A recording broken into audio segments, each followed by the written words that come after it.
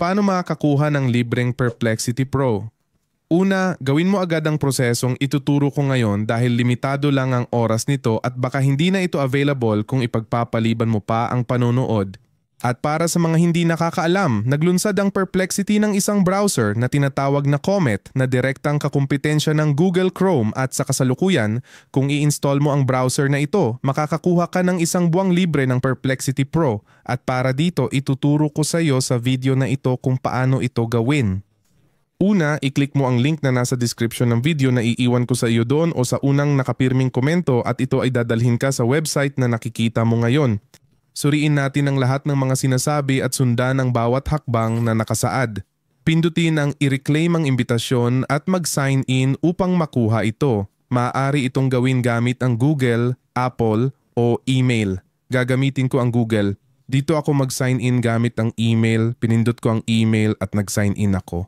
Pagkatapos mag-sign in, automatikong magda-download ang Comet. Kung hindi pindutin ang button na i-download ang Comet, tandaan ito ay para sa Windows at Mac.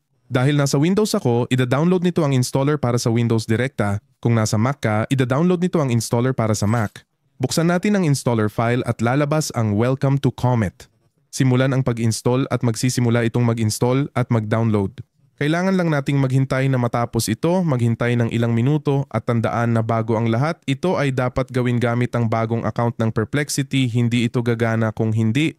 Kapag na-install na ito, pindutin natin ang Lansar Comet o Initiar Comet at narito na ang panimulang screen ng Comet, parang welcome screen lang. Hintayin natin matapos mag-load at magpatuloy na tayo sa proseso. Ayos, malapit nang matapos ang pag-load. Binabati tayo ng maligayang pagdating. Pindutin natin ang button sa gitna na nagsasabing simulan. Kung gusto natin, pwede tayong mag-import ng data mula sa ibang browser. Inire-recommenda ko ito dahil maganda ang browser na ito. Pero pipiliin natin na gawin ito mamaya. Maglagay ng pangalan, pumili ng icon ng profile at pindutin ang magpatuloy. Kung gusto ninyo, i-activate ito at ayos na. Kapag naayos na lahat, ganito na ang magiging hitsura nito. Para makuha ang libreng buwan, magpatuloy gamit ang Google o email gamit ang Apple o anumang account para makuha ang Perplexity Pro ng libre. Mag-login tayo sa account na yon. Mas mabuting gamitin ang ginamit natin dati para i-download ang Perplexity para walang problema. Maghintay lang tayo, mag-login at magpatuloy ng maayos. Kapag naka-login na, lalabas ito kung gusto mong gawing default ang browser. Pwede mong gawin ito. Inire-recommenda ko ito dahil maganda ang browser na ito. Halos gagamitin ko ito imbes na Google Chrome ang aking default na browser kaya pipiliin ko ang oo at ayos na. Kapag na-configure na ito, lalabas na ang interface. Isasara ko na lang ito. Para makuha ang libreng buwan ng Perplexity Pro, gagamitin ko ang chat ng Artificial Intelligence ng Perplexity.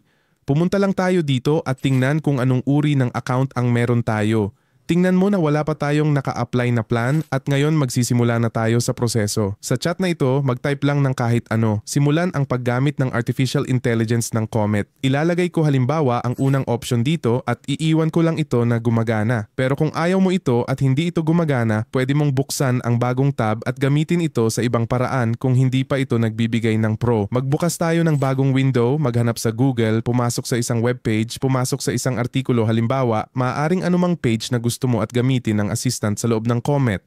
Pumunta tayo sa itaas na kanan kung saan nakasulat ang assistant na ito, ang IA ng Comet na Perplexity talaga. Pindutin natin ito at pwede nating sabihin halimbawa gumawa ng buod ng page na ito at magsisimula itong mag-load.